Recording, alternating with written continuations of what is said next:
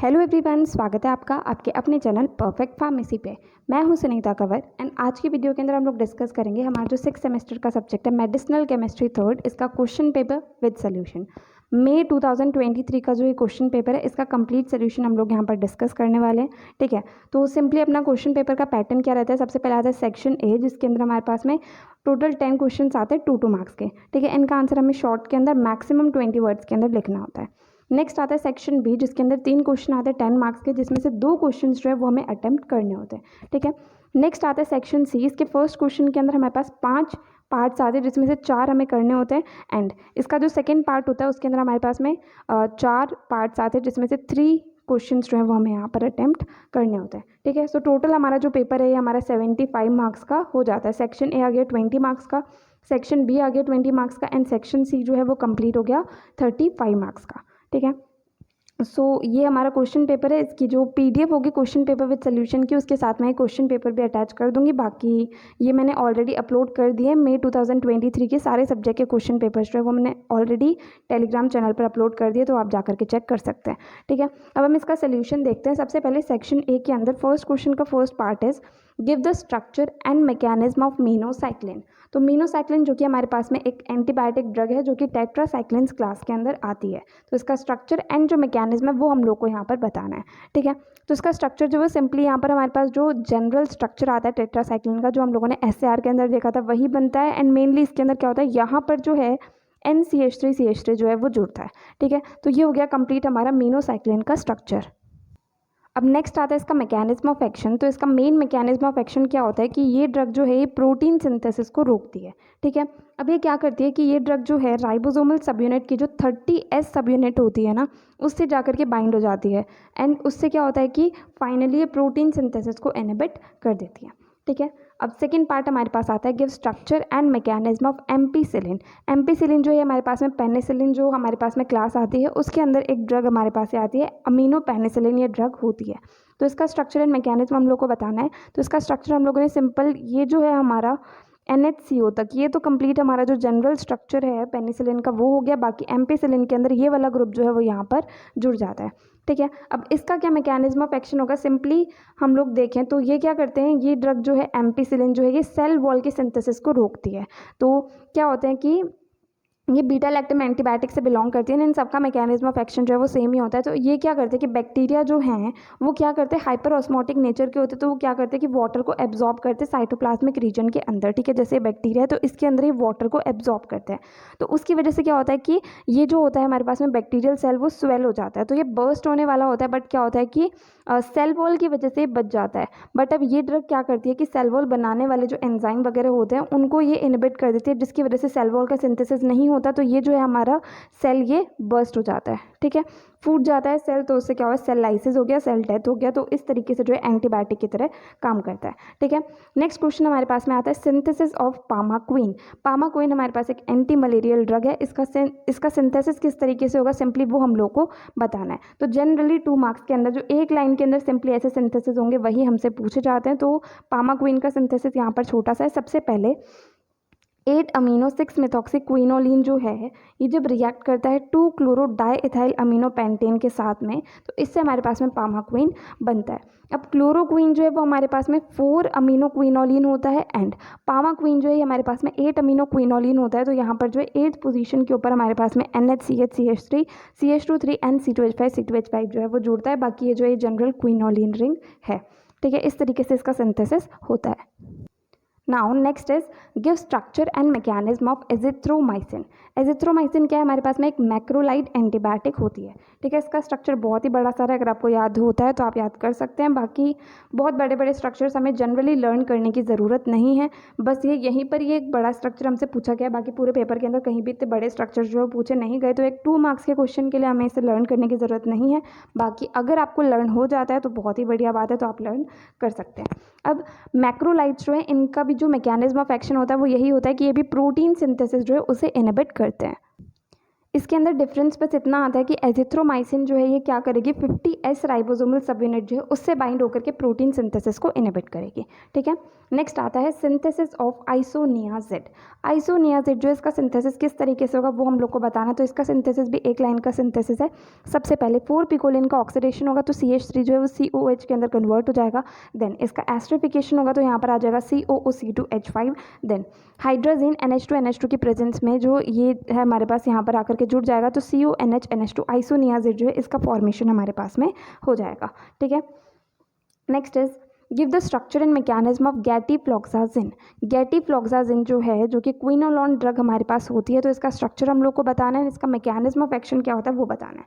तो इसका स्ट्रक्चर हम लोग को इसलिए याद होगा क्योंकि हम लोगों ने इसका सिंथेसिस पढ़ा हुआ है, तो इसलिए हम इसका स्ट्रक्चर बहुत ही सिंपली बना सकते हैं। तो जनरल स्ट्रक्चर ही हमारे पास क्विनोलॉन्स का, उसके बाद में ये यहाँ पर जुड़ा हुआ है, यहाँ पर जो है ये वाली रिंग जुड़ी हुई है। अब इसका मैकेनिज्म ऑफ एक्शन क्या होता है, क्विनोलॉन्स का जनरल मैकेनिज्म ऑफ एक्शन ये है कि वो क्या करते हैं कि DNA गाइरेज जो कि टोपो आइसोमरेज सेकेंड होता है एंड टोपो आइसोमरेज फोर्थ, इन दोनों को इनहिबिट करते हैं। ठीक है, तो ये इसका हमारे पास मैकेनिज्म ऑफ एक्शन क्या होगा कि गैटिफ्लॉक्साजिन जो है DNA सिंथेसिस को इनहिबिट करती है, बैक्टीरियल DNA को क्लीव मतलब तोड़ के, एंड क्या होगा कि DNA गाइरेज एंड टोपो आइसोमरेज 4 जो है ये बाइंड होंगे एंड उसकी वजह से क्या होगा कि एंड में बैक्टीरिया की डेथ हो जाएगी। DNA सिंथेसिस को इनहिबिट करते हैं, DNA गाइरेज एंड टोपो आइसोमरेज 4 इसके अंदर इन्वॉल्व होते हैं, बैक्टीरियल डेथ एंड में हो जाती है। Now next is give the structure of clotrimazole and dapsone. तो क्लोट्रीमाजोल एंड डेप्सोन इन दोनों का स्ट्रक्चर सिंपली हम लोग को यहाँ पर बताना है। तो यहाँ पर आप लोग देखना क्वेश्चंस जो मैंने आपको 2 मार्क्स वाले इंपॉर्टेंट में बताया था कि 2 मार्क्स के अंदर हमारे पास डेफिनेशन आती है, सिंथेसिस आते हैं, स्ट्रक्चर आते हैं। ठीक है, उसके अलावा क्या आ सकता है, मैकेनिज्म ऑफ एक्शन आ सकता है and simply name of drugs, 2 drugs के नाम बताओ, वो चीज़ आ सकती है। ठीक है, तो क्लोट्रीमाजोल का स्ट्रक्चर कुछ इस तरीके से है, C है, 2 बेंजीन रिंग है, यहाँ पर इसे क्लोरीन जुड़ा हुआ है, यहाँ पर इमिडाजोल रिंग है। ठीक है, डेप्सोन जो है इसका स्ट्रक्चर 2 बेंजीन रिंग, यहाँ पर SO2 NH2 ये होता है। Next is give the structure and mechanism of action of mebendazole. अब मेबेंडाजोल जो है इसका स्ट्रक्चर हम लोग को बताना है क्योंकि इसका सिंथेसिस हम लोगों ने पढ़ा था तो इसका स्ट्रक्चर हम लोग को याद होना चाहिए। देन इसका मैकेनिज्म ऑफ एक्शन क्या होगा, सिंपली ये क्या करते हैं कि ग्लूकोज अपटेक जो होता है नेमाटोड्स के द्वारा उसे इनहिबिट करते हैं। तो ग्लूकोज अपटेक को रोक देते हैं तो उसकी वजह से क्या होता है, एंड में नेमाटोड्स जो उनकी डेथ हो जाती है। ठीक है, next is what do you mean by solid phase synthesis. तो सॉलिड फेज सिंथेसिस से हम लोग क्या समझते हैं, तो ये हमारे पास जो है 5th यूनिट में से क्वेश्चन है। 5th यूनिट में से बहुत ही कम क्वेश्चन पूछे जाते हैं। 5th यूनिट जो है वो थोड़ी सी कॉम्प्लिकेटेड है, अगर आप लोग को समझ आए तो आप पढ़ो, बाकी ज़बरदस्ती नहीं है क्योंकि इसमें से बहुत कम क्वेश्चन हमसे पूछे जाते हैं। सिंपल चीज़ें जैसे डेफिनेशंस हो गए वो थोड़ी बहुत चीज़ें हम लोग देख सकते हैं, बाकी ज़्यादा डिटेल के अंदर हमें पढ़ने की ज़रूरत नहीं है। तो अब सॉलिड फेज सिंथेसिस क्या होता है, सिंपली एक ऐसा मैथड होता है जिसे यूज़ करा जाता है मॉलिक्यूल्स को सिंथेसाइज करने के लिए। ठीक है, इसे मेनली कॉम्बिनेटोरियल केमिस्ट्री के अंदर यूज़ करा जाता है। कॉम्बिनेटोरियल केमिस्ट्री क्या होती है कि बहुत सारे मॉलिक्यूल्स को एक साथ सिंथेसाइज करना इंस्टेड ऑफ कि सिंगल मॉलिक्यूल्स को सिंथेसाइज करना। ठीक है, तो इस तरीके से ये हमारे पास में सॉलिड फेज सिंथेसिस जो है ये मॉलिक्यूल्स के सिंथेसिस के लिए एक मैथड होता है एंड कॉम्बिनेटोरियल केमिस्ट्री के अंदर इसे हम लोग यूज़ करते हैं। अब इसके अंदर होता क्या है, इस मैथड के अंदर रिएक्शन जो है वो करी जाती है सॉलिड सपोर्ट के ऊपर, जैसे कि रेजिन बीड्स हो गई। ठीक है, बहुत सारे स्टार्टिंग मटेरियल्स जो है उन्हें बाउंड करा जाता है जिससे कि हम लोग रेसिन बीड्स जो है उन्हें सेपरेट कर सके। ठीक है, जो कि मिक्सड हो जाती हैं। देन उसके बाद में क्या होगा कि स्टार्टिंग मटेरियल जो उसे हम ट्रीट कर सकते हैं दूसरे रिएजेंट के साथ में सिंगल एक्सपेरिमेंट के अंदर। ठीक है, अब प्रोडक्ट्स जो है वो सॉलिड सपोर्ट से बाइंडेड हैं तो क्या होगा, एक्सेस रिएजेंट्स या फिर बाय प्रोडक्ट्स जो है वो ईजिली रिमूव हो सकते हैं वॉशिंग की मदद से, एप्रोप्रिएट सॉल्वेंट से वॉशिंग करने से। ठीक है, तो सिंपली सॉलिड फेज सिंथेसिस के अंदर हम लोग ये लिख सकते हैं कि एक ऐसा प्रोसेस होता है जिसके अंदर हम मॉलिक्यूल्स की सिंथेसिस करते हैं। कॉम्बिनेटोरियल केमिस्ट्री के अंदर इसे यूज़ करा जाता है एंड इसके अंदर क्या होता है कि सॉलिड सपोर्ट को यूज़ करा जाता है, उसके ऊपर से मॉलिक्यूल्स को पास करा जाता है एंड में सॉलिड सपोर्ट से वो बाइंडेड होते हैं। तो क्या होता है कि एक्सेस रिएजेंट से बाय प्रोडक्ट्स जो है उन्हें ईजिली वॉशिंग की मदद से रिमूव करा जाता है। तो इस तरीके से इससे क्या करते हैं हम लोग मॉलिक्यूल्स का सिंथेसिस करते हैं। नाउ 2 मार्क्स के अंदर लास्ट क्वेश्चन हमारे पास आता है analyse the approaches of drug design. तो ये क्वेश्चन बहुत बार पूछा जाता है, तो इसे हम लर्न कर सकते हैं कि ड्रग डिज़ाइन के लिए जो अलग अलग अप्रोचेज होती है वो आती है ligand based drug design, structure based drug design, rational drug design, computer aided drug design. ठीक है, तो ये 2 मार्क्स वाले क्वेश्चन कंप्लीट होते हैं। नेक्स्ट हमारे पास आते हैं 10 मार्क्स वाले क्वेश्चन। ठीक है, तो इसके अंदर first question is classify penicillin along with the structures. तो पेनिसिलिन जो है इसका क्लासिफिकेशन लिखना है स्ट्रक्चर के साथ में। Then add a note on aetiology of malaria. Malaria की जो ईटियोलॉजी है जिसके अंदर उसके कॉजेज एंड उसकी लाइफ साइकिल जो है वो हम लोग को यहाँ पर मेंशन करनी होती है, तो उसके बारे में हम लोग को यहाँ पर बताना है। ठीक है, अब पेनिसिलिन जो है ये बीटा लैक्टम एंटीबायोटिक्स की एक क्लास हमारे पास होती है। पेनिसिलिन के बारे में हम लोग थोड़ा बहुत यहाँ पर लिख देंगे। देन इसका क्लासिफिकेशन आता है, इसे हम 3 क्लासेस के अंदर क्लासीफाई करते हैं। ठीक है, इसके अंदर 2 ड्रग आ गई, 3 ड्रग आ गई, 2 ड्रग आ गई। अब इन ड्रग्स में से जिनका भी स्ट्रक्चर आप लोग को याद हो वो सारे स्ट्रक्चर आप यहाँ पर नीचे जो है वो बना सकते हैं। ठीक है, सेकेंड पार्ट आता है ईटियोलॉजी ऑफ मलेरिया। तो सबसे पहले हम लोग यहाँ पर बताएंगे कि मलेरिया क्या होता है। तो मलेरिया जो है मोस्ट वाइड स्प्रेड डिसीज है, ये किसके द्वारा होती है? प्लाज्मोडियम फॉल्सीपैरम की वजह से ये होती है। ठीक है, अब इस डिजीज़ का कैरियर कौन होता है? फीमेल एनाफिलिस मॉस्किटो जो है वो मलेरिया की कैरियर होती है एंड ह्यूमंस के अंदर ये डिजीज़ होती है। तो कॉजेटिव एजेंट है plasmodium falciparum and female anopheles mosquito जो है वो सिर्फ और सिर्फ कैरियर होती है इस बीमारी की। तो ईटियोलॉजी मतलब कॉज हम लोग इसको भी बता सकते हैं, इसका cause. Then complete life cycle इसकी जो है वो हम लोग एक डायग्राम की मदद से बता सकते हैं या फिर इस तरीके से फ्लो चार्ट की तरह भी बता सकते हैं। ठीक है, तो किस तरीके से इसकी लाइफ साइकिल होगी? सबसे पहले फीमेल एनाफिलिस मॉस्किटो या फिर मलेरिया से इन्फेक्टेड मॉस्किटो जो है वो ह्यूमन को बाइट करेगा एंड स्पोरोजोइड्स को ह्यूमन के अंदर रिलीज कर देगा। ठीक है, अब जो स्पोरोजोइड्स होंगे वो सीधे जाकर के लिवर सेल्स को इन्फेक्ट करेंगे, वहाँ पर वो ग्रो होंगे एंड डिवाइड होंगे। ठीक है, एंड मैच्योर हो जाएंगे साइजोन्स के अंदर। अब जो ये साइजोन्स है ये रप्चर हो जाएंगे एंड मैरोजोइड्स को रिलीज करेंगे जिन्हें हम एग्स भी बोल सकते हैं।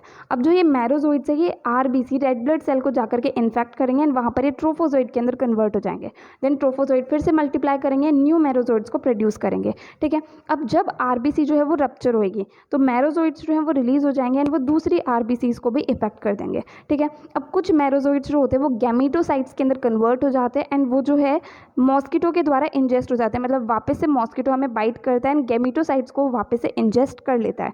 अब गैमीटोसाइट मॉस्किटो के अंदर जाने के बाद में सेक्सुअल साइकिल जो होती है वो मॉस्किटो के अंदर होती है एंड वहाँ पर स्पोरोजोइड्स बन जाते हैं। देन उनका फर्टिलाइजेशन होता है, जाइगोट का फॉर्मेशन होता है, तो इससे न्यू स्पोरोजोइड्स जो है वो हमारे पास में बन जाते हैं। अब ये स्पोरोजोइड्स वापस से ह्यूमन ब्लड के अंदर रिलीज हो जाते हैं जब मॉस्किटो जो है वो ह्यूमन को बाइट करता है तब। ठीक है, इस तरीके से जो है कंप्लीट लाइफ साइकिल जो है मलेरिया की चलती रहती है। ठीक है, अब इसी सेम चीज़ को हम लोग इधर डायग्राम की मदद से भी रिप्रेजेंट कर सकते हैं। ये हमारे पास में मॉस्किटो एंड ये पूरा जो है हमारे पास में ह्यूमन बॉडी या ह्यूमन सेल है। ठीक है, सबसे पहले क्या होगा, ऐसा मॉस्किटो फीमेल एनाफिलिस मॉस्किटो या फिर मलेरिया से इन्फेक्टेड मॉस्किटो जो है वो ह्यूमन के अंदर स्पोरोजोइड्स को रिलीज करेगा। वो सीधे जाकर के लिवर सेल को इन्फेक्ट करेगा, वहाँ पर ग्रो होएगा, डिवाइड होएगा एंड जब यहाँ से ये साइजोन्ट के अंदर कन्वर्ट होगा, जब साइजोन्ट यहाँ से रप्चर होंगे तो क्या होगा, यहाँ से मैरोजोइड्स रिलीज हो जाएंगे, वो आरबीसी को इन्फेक्ट करेंगे। ठीक है, आरबीसी के अंदर भी mature होएंगे, divide होएंगे।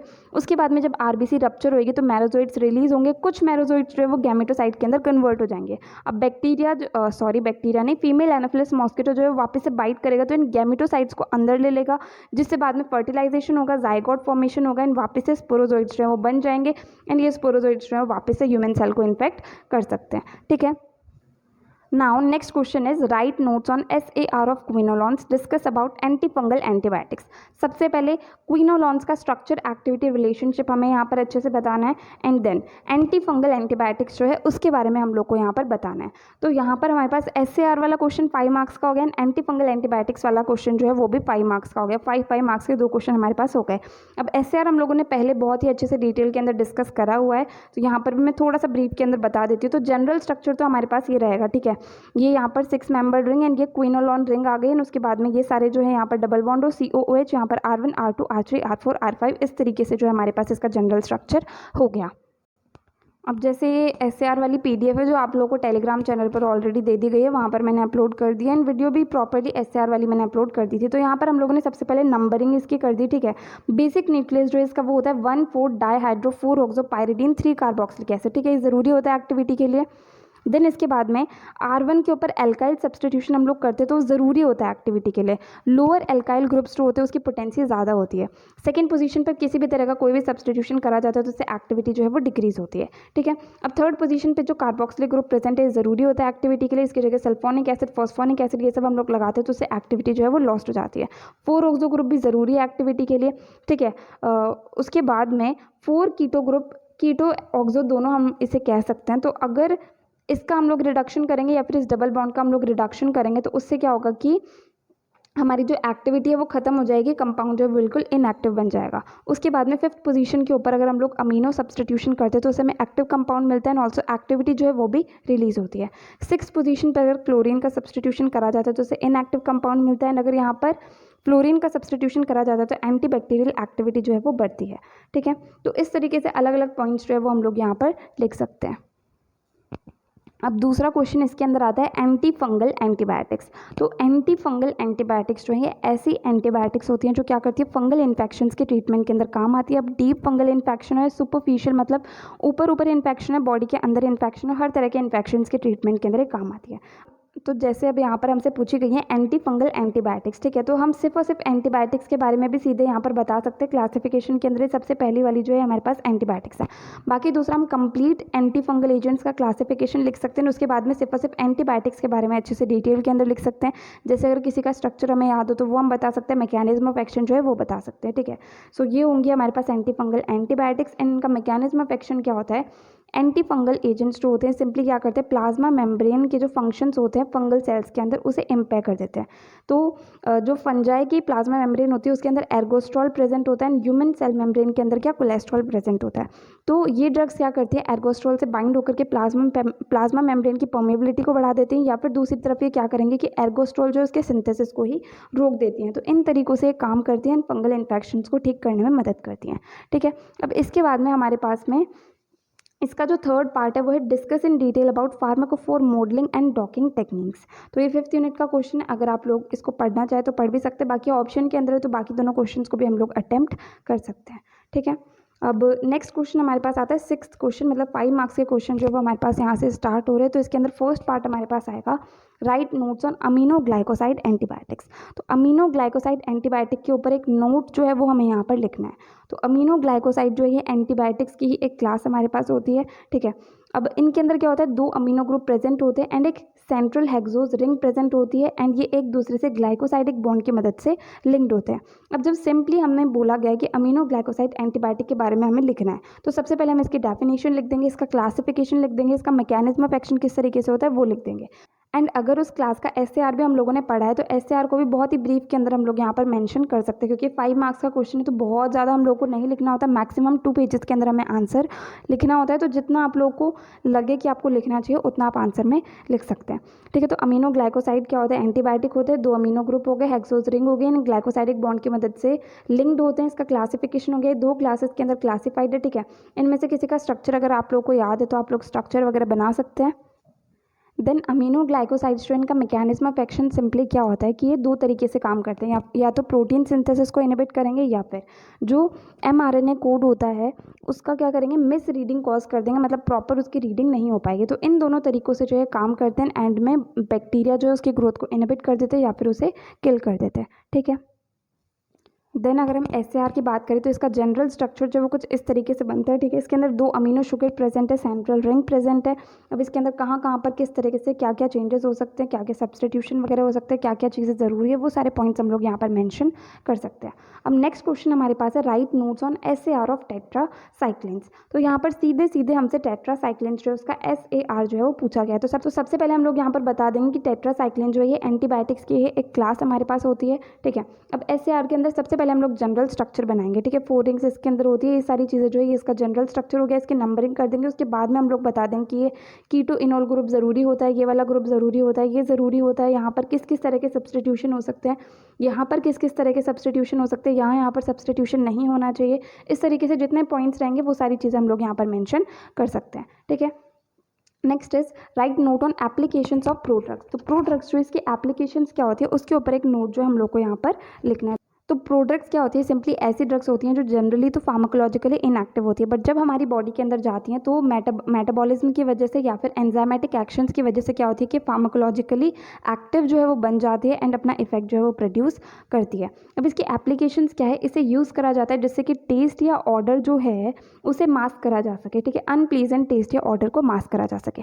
Then gastric irritation को कम करने के लिए इसे यूज़ करा जाता है। देन साइट ऑफ इंजेक्शन जो है वहाँ पर पेन कम करने के लिए इसे यूज़ करा जा सकता है। देन ड्रग सॉल्युबिलिटी या डिसोल्यूशन रेट को बढ़ाने के लिए इसे यूज़ करा जा सकता है। केमिकल स्टेबिलिटी को बढ़ाने के लिए, बायो अवेलेबिलिटी को बढ़ाने के लिए इसे यूज़ करा जा सकता है। देन जो प्री सिस्टमिक मेटाबॉलिज्म होता है, मतलब सिंपली क्या होता है कि साइट ऑफ एक्शन पर पहुंचने के पहले ड्रग जो है उसका मेटाबॉलिज्म होकर के उसकी कंसंट्रेशन जो है वो थोड़ी कम हो जाती है, तो उस चीज़ को भी ये रोकता है। ठीक है। And site specific drug delivery के अंदर मदद करता है, मतलब जहाँ पर हमें ड्रग का इफेक्ट चाहिए उसी जगह पर सीधे जाकर के डिलीवरी हो जाए, उस चीज़ में ये मदद करता है। बाकी इन्हीं पॉइंट्स को हम लोग थोड़ा थोड़ा एक्सप्लेन कर सकते हैं। ठीक है। Now next question is discuss the synthesis of chloroquine and chloramphenicol. ठीक है, यहाँ पर हमारे पास आएगा सिंथेसिस। तो यहाँ पर हम लोग को सिंथेसिस बताना है क्लोरोक्वीन का एंड क्लोरेम्फेनिकोल का। ठीक है, क्लोरोक्वीन का सिंपली एक लाइन का हमारा यहाँ पर सिंथेसिस है। सबसे पहले 4,7 डाइक्लोरोक्विनोलिन 4 अमीनो 1 डाइथाइल अमीनो पेंटेन, ये दोनों रिएक्ट करेंगे, इनका कंडेंसेशन होगा तो उससे क्लोरोक्वीन जो है वो बन जाएगा। यहाँ से सीएल हट करके ये वाला ग्रुप जो है वो यहाँ पर आकर के जुड़ जाएगा।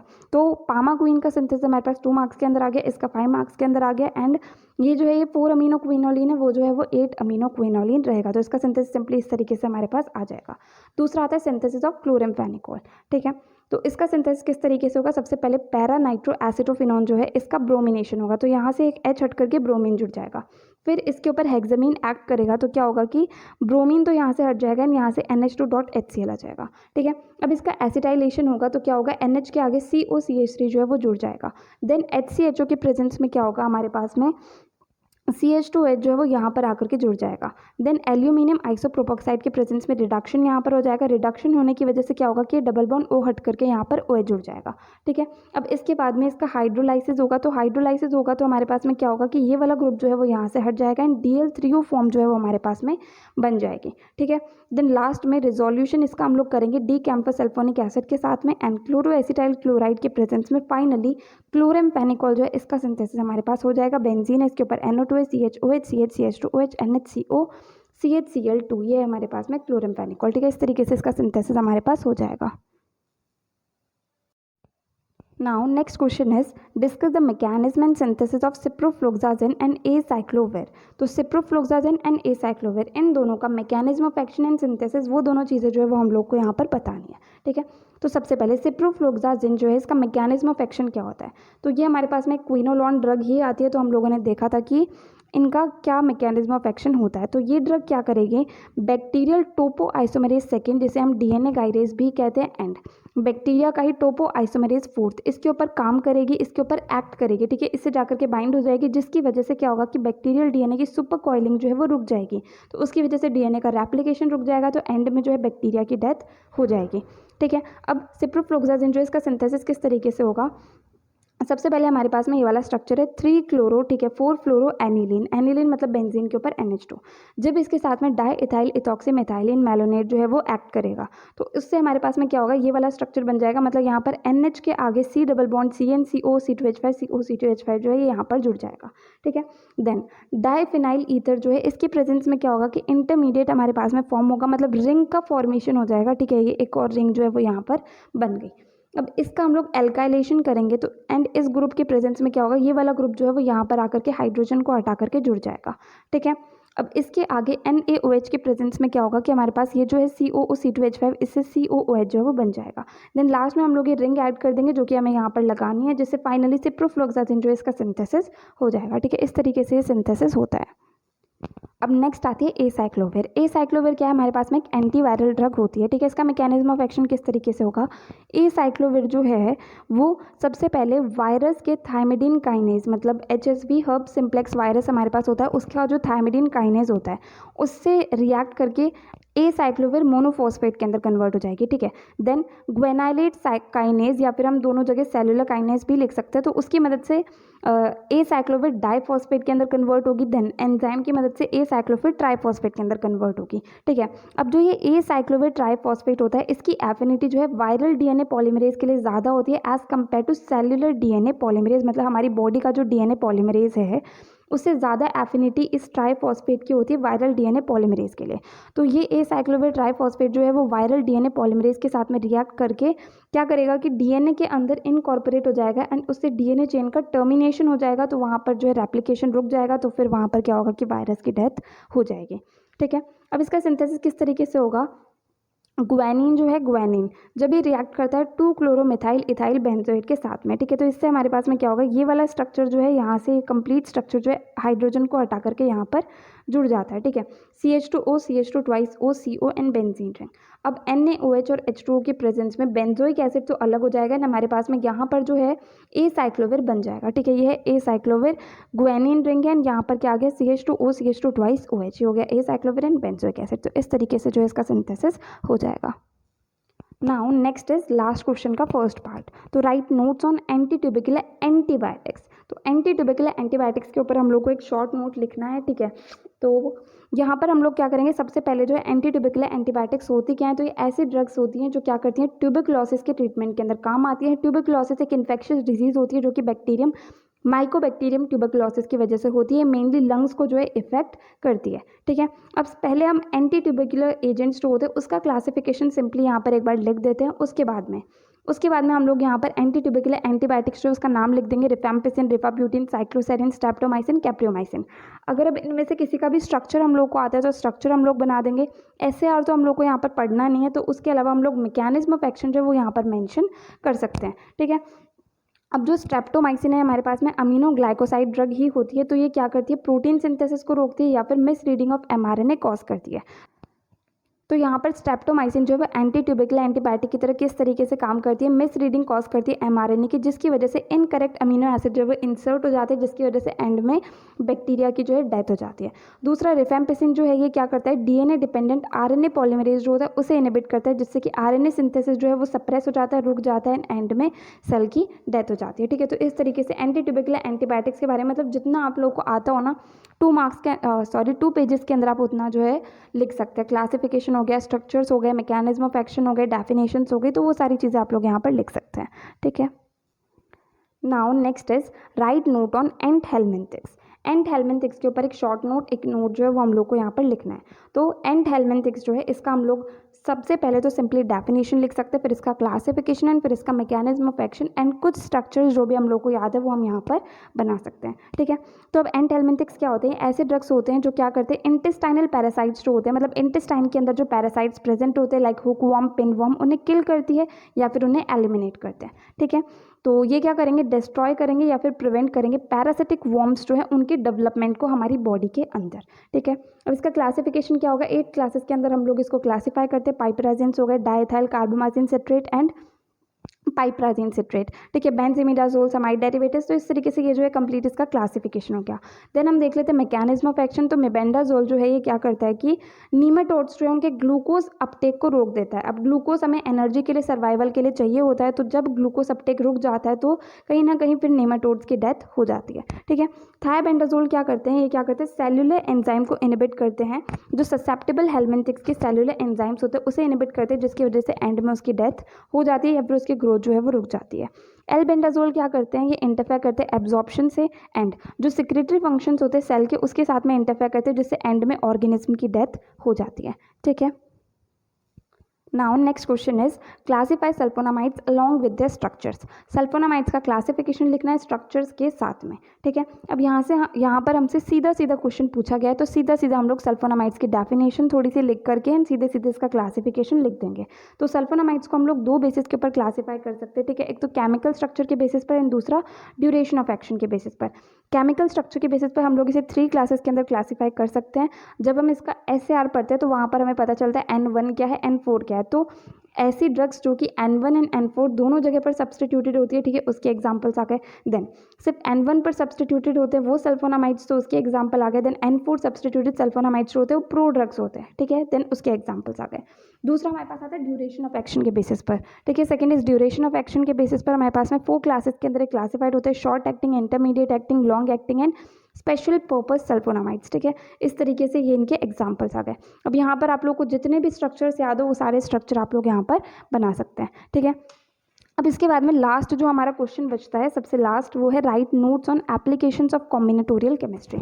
तो कॉम्बिनेटोरियल केमिस्ट्री जो इसके एप्लीकेशंस क्या क्या होते हैं वो हम लोग को यहाँ पर बताते हैं, वो हम लोग को यहाँ पर बताना है। तो कॉम्बिनेटोरियल केमिस्ट्री क्या होता है वो मैंने यहाँ पर बता दिया कि मतलब बहुत सारे मॉलिक्यूल्स को एक साथ मास के अंदर सिंथेसाइज करना। सिंगल मॉलिक्यूल को हम यहाँ पर नहीं बनाते हैं, कंबाइन का मतलब यही है कि बहुत सारे मॉलिक्यूल्स को हम एक साथ बनाते हैं। ठीक है, अब इसके एप्लीकेशंस क्या होंगे वो आप लोग थोड़ा बहुत पढ़ सकते हैं। बाकी यहाँ पर भी ये क्वेश्चन हमारे पास ऑप्शन के अंदर ही है, तो बाकी तीनों क्वेश्चंस को हम लोग अटेम्प्ट कर सकते हैं।